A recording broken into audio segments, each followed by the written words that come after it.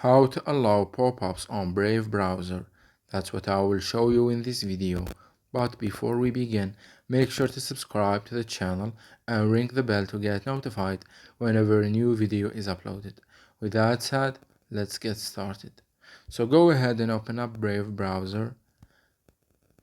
And once you do that, you want to click on the three dots at the bottom right. Then click on settings. And here, you want to scroll down to the general section. And from there, click on site settings. Then click on pop-ups and redirects. You will land on this page right here, in which you will see that the pop-ups option and feature is turned off, and it has a toggle next to it which is also turned off. So click on that toggle. Once you do that, the toggle will be turned on, which means that the pop-ups feature and option is allowed and enabled. It's that easy and simple. So that was it for this video.